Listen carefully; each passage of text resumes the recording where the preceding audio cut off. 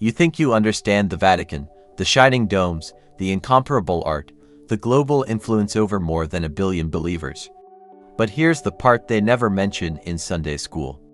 The Vatican isn't only the symbolic core of Christianity, it's one of the most efficient financial machines the world has ever seen. And its empire wasn't built on prayers alone.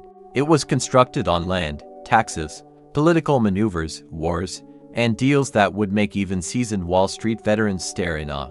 This isn't a story about spirituality. It's a story about money, about how the Vatican's wealth didn't descend from heaven, but was engineered with precision, century after century, through systems so sophisticated that economists still study them today. And it all began the moment Christianity stopped being a crime. The year is 313 AD. Emperor Constantine issues the Edict of Milan, instantly legalizing Christianity across the Roman Empire. Overnight, a persecuted underground faith transforms into the religion of the state.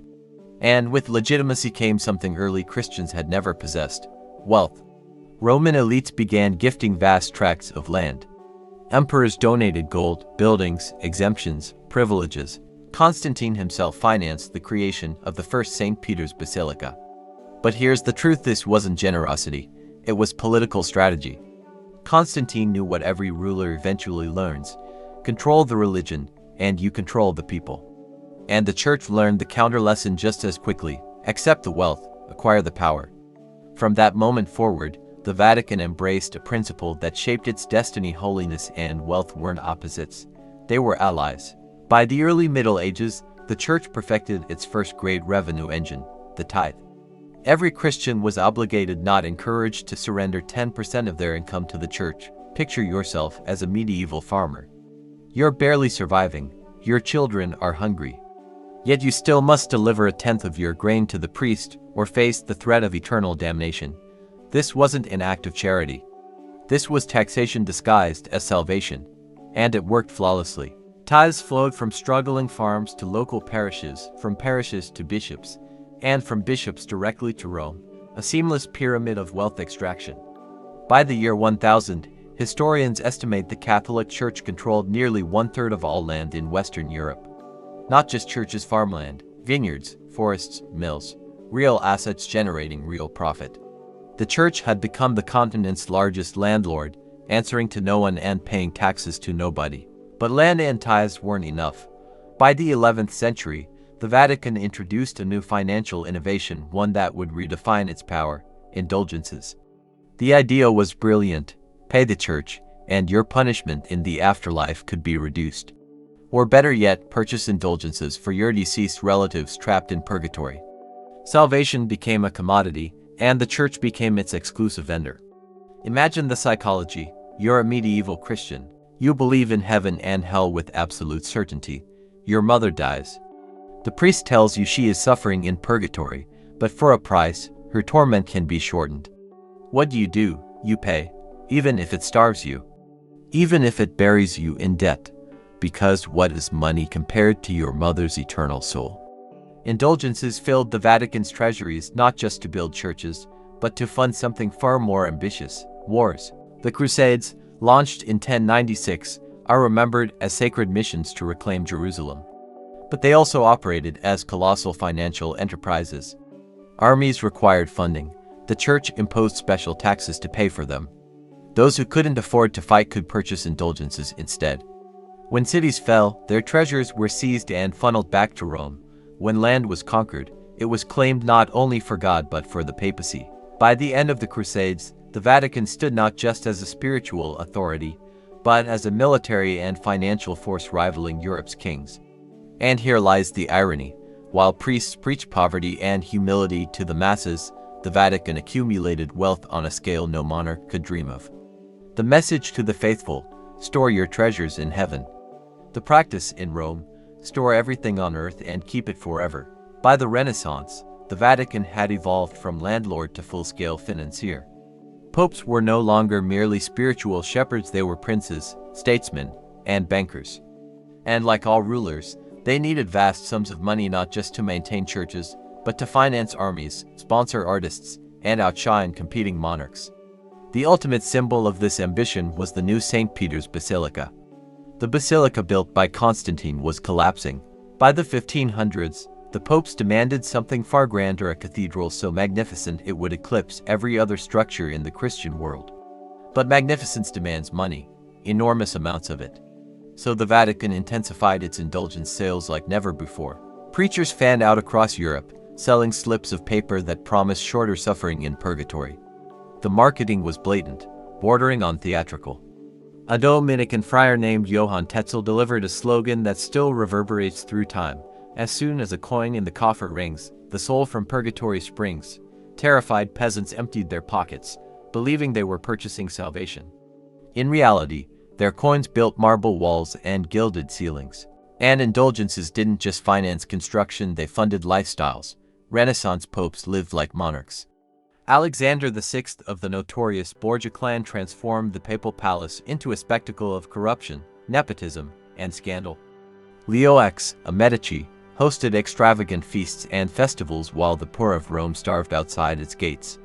The contradiction was impossible to miss. Sermons condemned greed, yet the Vatican displayed a level of wealth that humbled kings. Behind the curtain, the papacy had embraced something it publicly forbade: banking.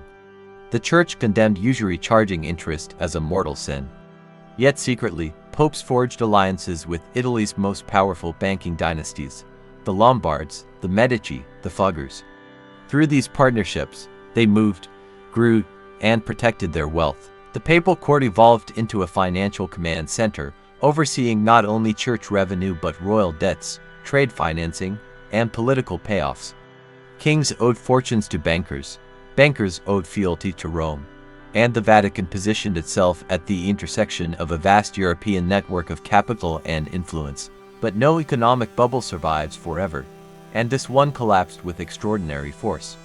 In 1517, a German monk named Martin Luther nailed his 95 Theses to the church door in Wittenberg. His message was simple yet devastating: salvation is not for sale. The church has turned faith into a marketplace, and Rome's wealth is built on the misery of the poor. Luther's defiance ignited the Protestant Reformation, tearing Europe in two.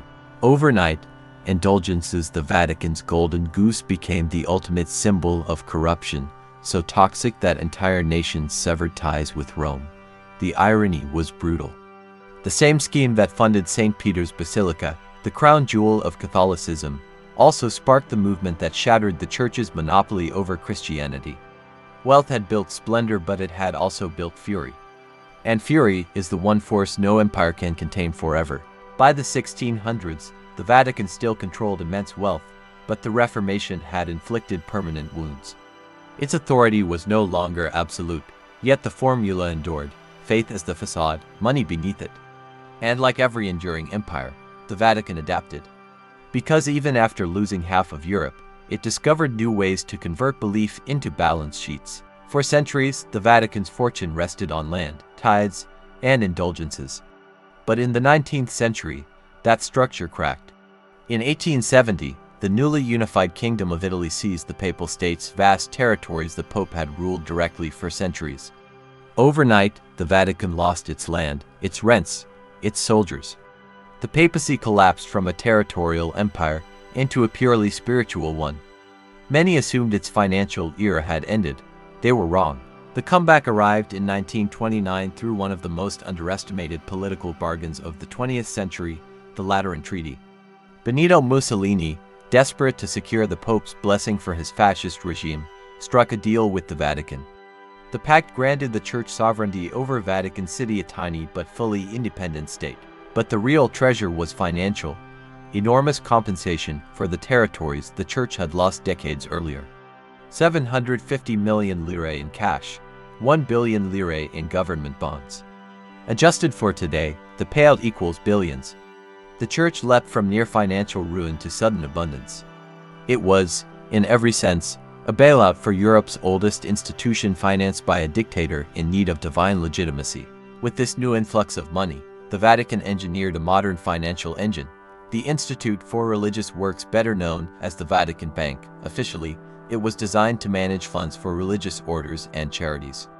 In reality, it evolved into a shadow institution operating with secrecy and almost no accountability. During the Cold War, Vatican funds quietly supported anti-communist movements across Eastern Europe and Latin America.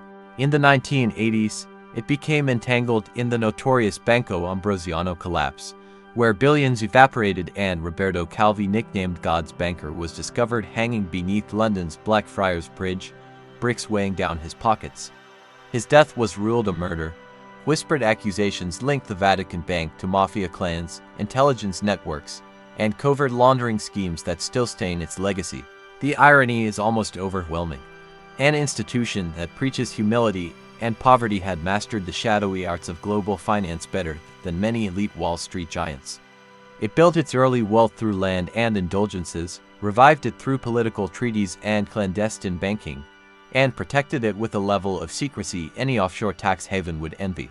And despite scandal after scandal, from Ambrosiano to allegations of laundering mafia money, the Vatican has remained what many consider untouchable, too sacred to fail. Today, the Vatican's true wealth remains one of the world's most carefully guarded secrets. Its art, Michelangelo's Sistine Chapel, Raphael's frescoes, can never be sold, yet their value reaches into the billions. Its global real estate and investment networks stretch across continents, hidden behind layers of institutions, foundations, and trusts. Official statements show modest annual budgets, sometimes even deficits. But anyone who has studied history understands a simple truth: what you see is never the whole picture, and what's hidden is often where the power lives. And that leads to the real takeaway. The Vatican's fortune didn't descend from the heavens. It was constructed, accumulated, and fiercely protected using the same mechanisms every empire has relied on: taxation, land acquisition, indulgences, political treaties, banking networks. It expanded by monetizing salvation, taxing believers, forging alliances with kings and dictators, and shaping the flow of money, much like today's corporations and governments. This story isn't about theology, it's about the architecture of power. And it remains relevant because the Vatican is not an exception, it is a blueprint. Any institution that urges you to trust its promises while quietly enriching itself is following the same playbook. Governments assure you your currency is stable even as they inflate it away. Corporations preach ethics while grinding down their workers. Banks promise safety while risking everything behind closed doors. The pattern never changes: faith on the surface, money underneath. So when you look at the Vatican's gilded halls, don't just see a religious institution. See the oldest financial lesson in history: wealth cultivated in darkness always disguises itself as virtue. And whenever you're urged to trust a system, pause and ask, who benefits from my belief? History doesn't repeat itself, but if you fail to understand it, it will crush you just the same. If this shifted your perspective, hit subscribe. The answers you're searching for aren't hidden in the future, they're buried in the past.